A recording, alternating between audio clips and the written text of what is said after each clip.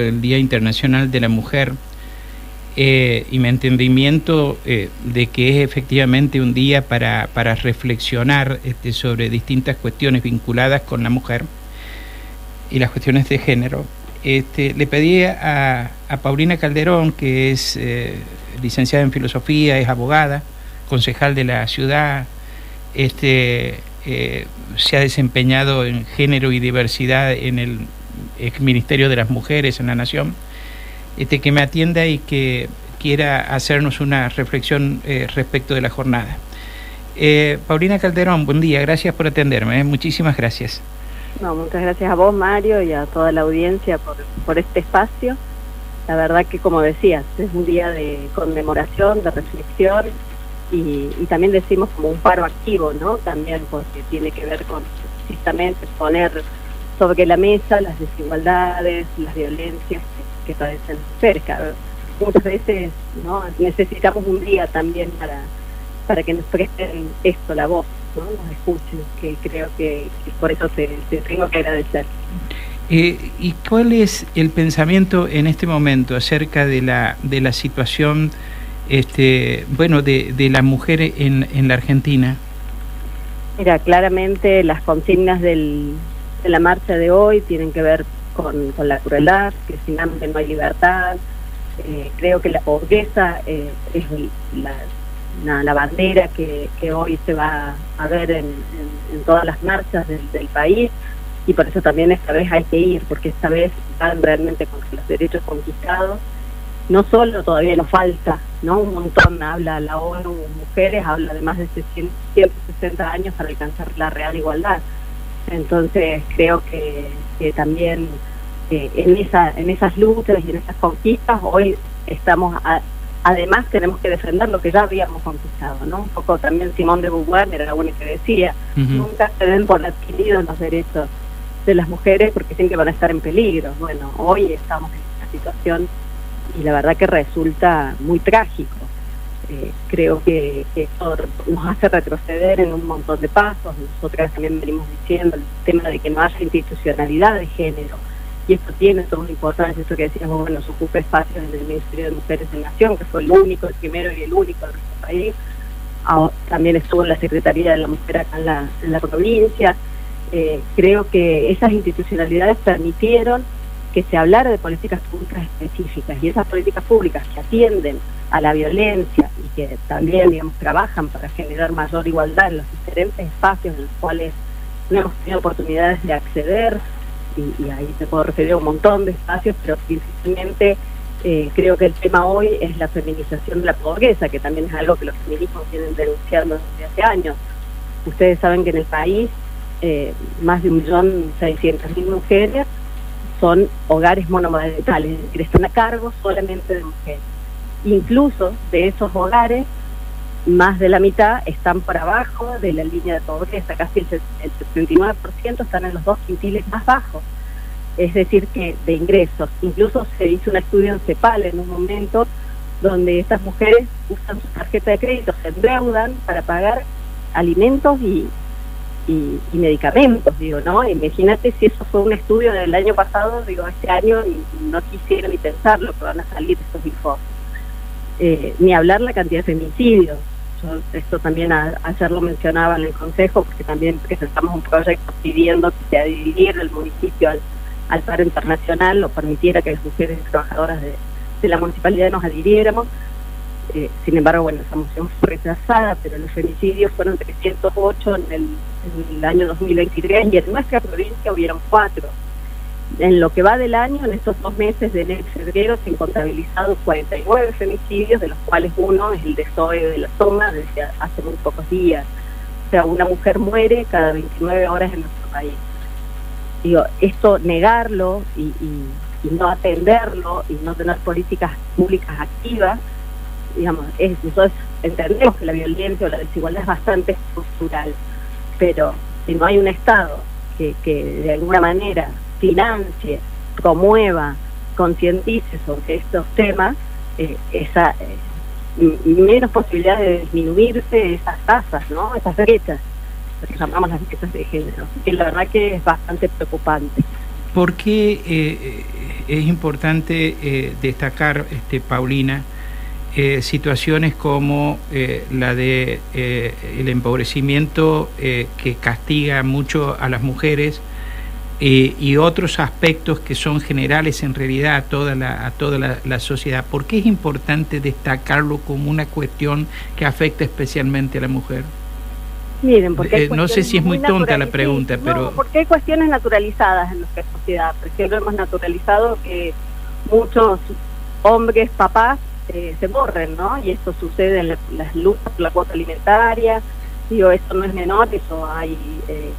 incluso por las tareas de cuidado, las mujeres trabajamos, hay una encuesta del uso del tiempo desde hace unos años, donde las mujeres dedicamos más de 6 horas por día a tareas de cuidado, mientras que los varones dedican solamente 3 horas, y obviamente esa reducción del uso del tiempo implica que las mujeres tengamos menos horas para trabajar, menos horas para estudiar y formarnos, y ese tiempo, a su vez, si se mide económicamente en plata, implica incluso, representa para el PBI un 15%, o sea, para el Producto Bruto Interno de un país. Y esto también es importante decirlo, el desarrollo económico de un país se hace con toda la población, con mujeres incluidas. Entonces, si las mujeres van quedando excluidas de los mercados de trabajo, ni hablar de la informalidad en la cual las tareas en general, o podríamos decir los trabajos a los que las mujeres acceden por cuestiones de cuidado, muchas veces hay que trabajar medio tiempo o en trabajos más flexibles, ¿no? que permitan seguir sosteniendo la vida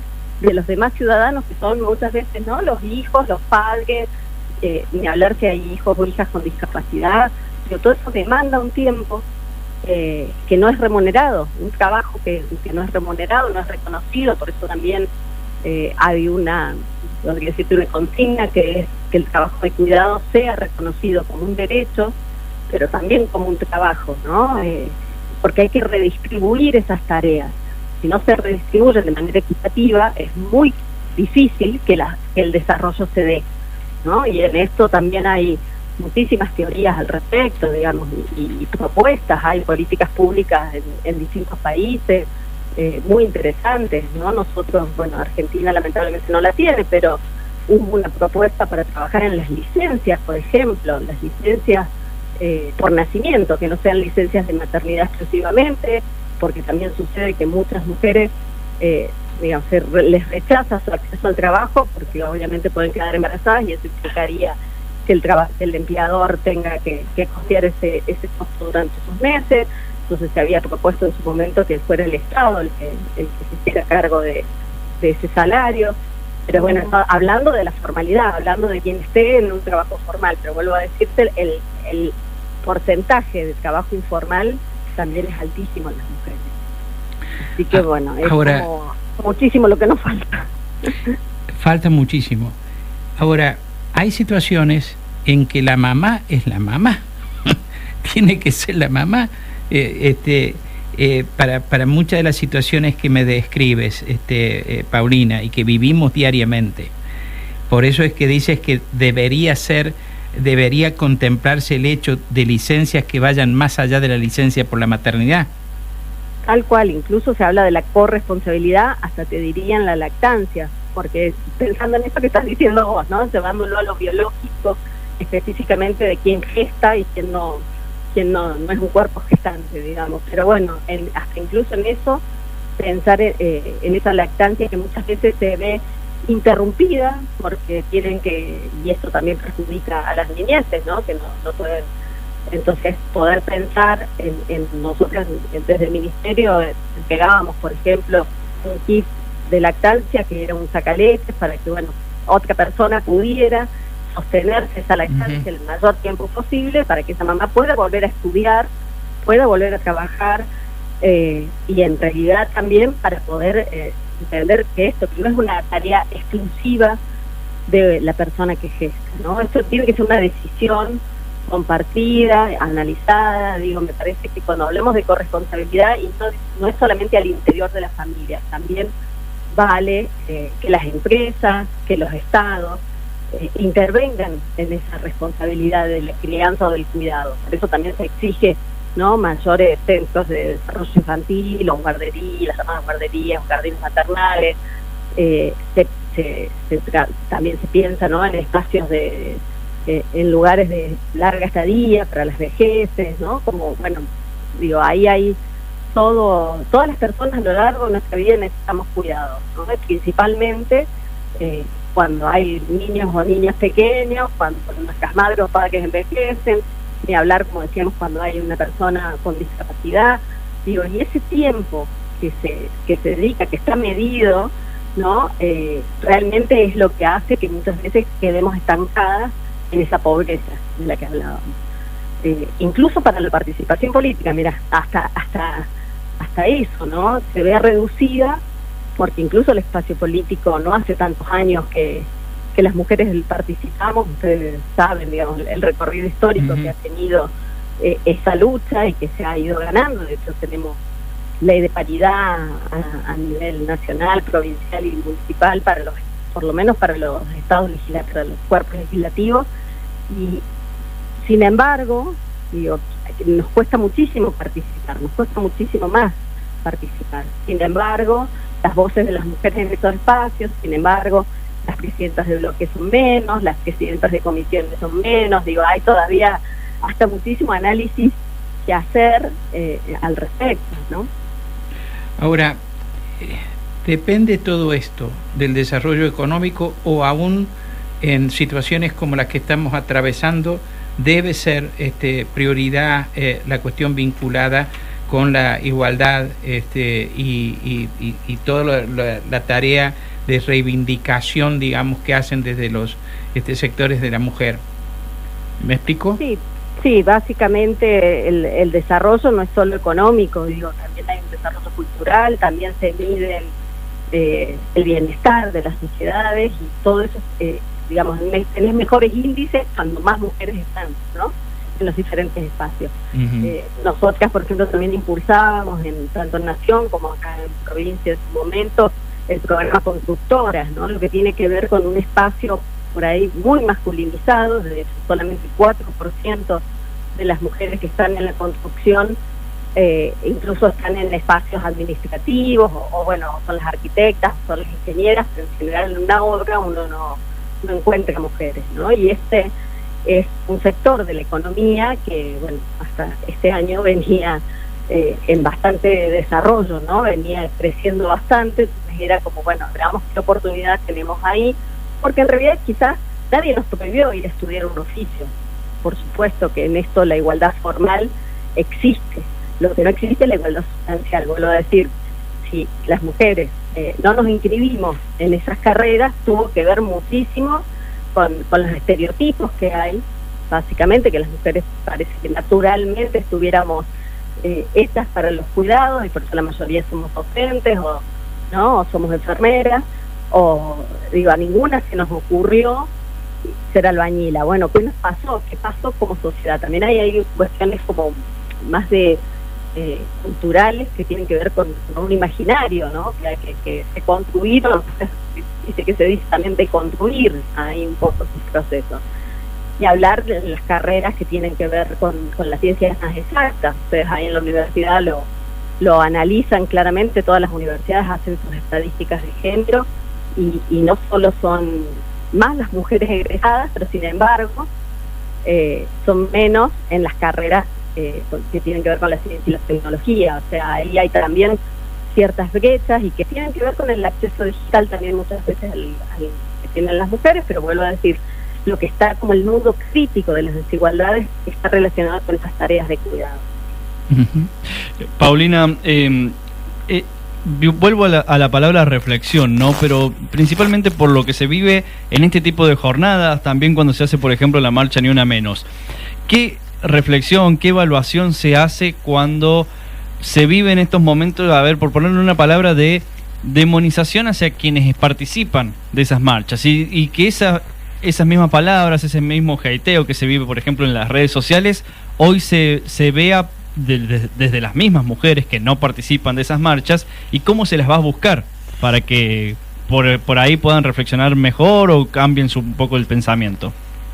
Mira, la historia del feminismo básicamente se basa en asambleas, en tejer redes, en realizar encuentros, siempre hubieron, ahora se dicen promotoras territoriales de género, pero siempre hubo algunas, aunque sea una vecina, una docente, a veces una que trabaja en un centro de salud, que acompañó, que se dio cuenta que su vecina estaba padeciendo violencia de género y le dijo, vamos, te acompaño, hagamos la denuncia, venite a mi casa con los chicos. Digo, siempre hubo, digo, sin saber, quizás ellas sin saber que son feministas, o sin saber que, o sin ponerles ningún rótulo, pero digo, hay una sororidad, lo que se llama una sororidad entre las mujeres, y realmente creo que todas conocemos a alguien que ha padecido alguna violencia, y esto también hay estadísticas que son terribles, y yo siempre pienso, tengo una hija mujer, y la verdad que pensar en el acoso callejero al cual hemos sido sometidas todas desde chicas, todas alguna vez nos han tocado en la calle, o en el boliche, o en el colectivo, a todas alguna vez, muchas de nosotros hemos visto a alguien masturbándose en la calle. Digo, hay cosas que nos pasan a las mujeres y no les pasan a los hombres. Ni hablar, bueno, las brechas económicas, porque bueno, también ahí hay todavía un debate grande que dar. Así como los accesos a los espacios que decíamos hace un rato, hay en nuestro país, por más que lo quiera negar el presidente, brechas económicas que están alrededor entre el 25 y el 30% en algunos trabajos, ¿no? La tasa de participación laboral, ¿no? ¿Por qué no nos sorprende, ¿no?, que las mujeres trabajamos menos formalmente que los varones, ¿no? Esa informalidad, como decíamos recién, no sé, me parece que hay todavía mucha cuestión naturalizada, ¿no? Y esto cuesta a veces. Uno cree, bueno, pero a mí yo nunca tuve ningún impedimento, ¿no?, para trabajar, ni nadie me cuestionó mi género. Está esta cultura del esfuerzo, ¿no?, del mérito. Yo me lo gané, yo estoy acá, pero la realidad es que no, estamos donde estamos porque hubieron luchas de mujeres anteriores. Yo no sería concejala si no hubiera habido un movimiento, una ola feminista que peleara por la participación política de las mujeres. Claramente, digo, nadie nos abrió los espacios porque éramos muy capaces. De hecho, creo que somos muchas veces mucho más capaces que un montón de hombres. Y sin embargo, bueno, ahora si pensamos, nuestro país no tiene ninguna mujer gobernadora, ni hablar de presidencia, las candidaturas a presidencia, ¿no? Eran solamente 2 mujeres y más varones este año. Sí, ahora, por otro lado, perdón. Sí, iba a dar como otra estadística, así, digo, más allá de los avances normativos que han sido muy importantes y muy significativos, como en su momento la ley de cupo, la ley de paridad, en las últimas elecciones, uno analiza quiénes encabezaron, fueron los varones, ¿no? Y bueno, y esto hace que no lleguemos a ese 50, estamos siempre en el 40 y se empieza a convertir en un techo, ¿no? No en el piso de la igualdad, sino realmente en un techo. A propósito de los cambios de política, ¿cómo aprecias lo que está pasando con el gobierno actual? El gobierno actual sostiene que obviamente respeta los derechos de las mujeres, sin embargo, le ha quitado jerarquía a los organismos dedicados a atender la cuestión estrictamente de las mujeres, e incluso ayer advirtió que va a descontar el día a quienes adhieran al paro en los organismos nacionales. Pero más allá del descuento del día, ¿hay un cambio? ¿Adviertes que haya un cambio, digamos, de alguna manera sustancial, o crees que los organismos que el Estado dice que tiene ahora para atender las cuestiones de las mujeres cumplen la función adecuadamente? Mira, claramente se han reducido esos espacios en políticas públicas, no solo en personal, digamos, y en capacidad operativa, sino directamente están trabajando únicamente para atender las violencias. Han mantenido el número 144 de emergencias, han mantenido algunos programas que tenían que ver con la atención de la violencia, pero no han ni sostenido ninguna política para propender a la igualdad. Y esto es complicado, porque la violencia no se va a terminar nunca, precisamente si no atendemos a la desigualdad. ¿no? Y esto es lo que, vuelvo a decirte, el nudo crítico de las desigualdades es las tareas de cuidado, pero también es el nudo crítico de las violencias, son las desigualdades. Paulina, muchas gracias por atenderme. No, Muchísimas gracias a vos, gracias. Muchas gracias a ustedes. Bueno, hasta cualquier momento. La licenciada Paulina Calderón, que es concejal de San Luis del bloque justicialista, estuvo esta